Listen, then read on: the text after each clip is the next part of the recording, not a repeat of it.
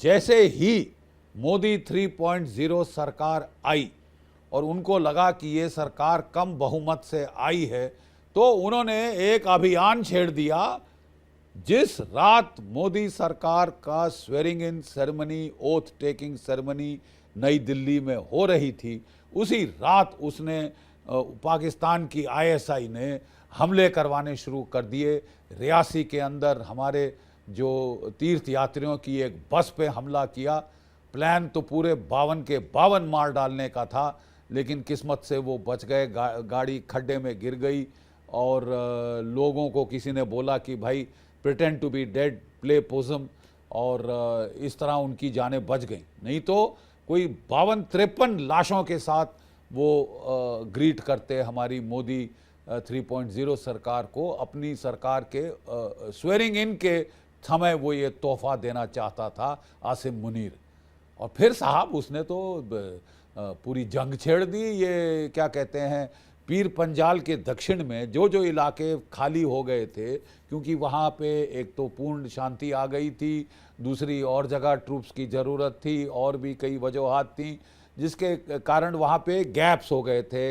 हमारी CI grid खाली हो गई थी, उसका पूर्ण फ़ायदा उठा के उसने वहाँ पे हमले शुरू कराए। और कोई तकरीबन आप समझ लीजिए कोई 50 के करीब भारतीय सैनिक हमारे शहीद हो गए।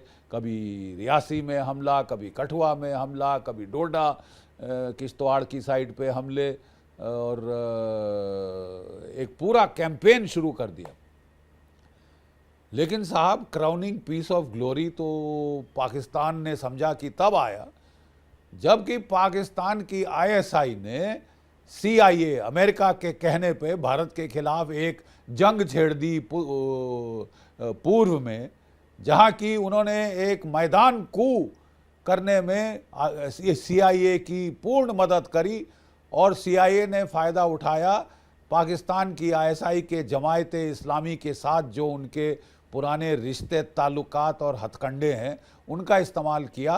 कू तो सारा का सारा CIA का था, अमेरिका का कू था, ये मैदान कू था, कलर्ड रेवोल्यूशन थी, लेकिन एग्जीक्यूट इसको किया था पाकिस्तान की ISI ने, पाकिस्तान ने किया था।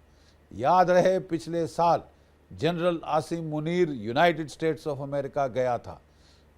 अब कहा तो जा रहा है हमें कि साहब भारत और अमेरिका के रिश्ते बहुत अच्छे हैं, और वहाँ पे ये भी बात की जा रही है कि most allied ally, non NATO ally Bharat को बनाना चाहिए ताकि वो चीन के खिलाफ खड़ा हो सके, इत्यादि इत्यादि। लेकिन असलियत में तो पाकिस्तान को फिर मोहरा चुन लिया है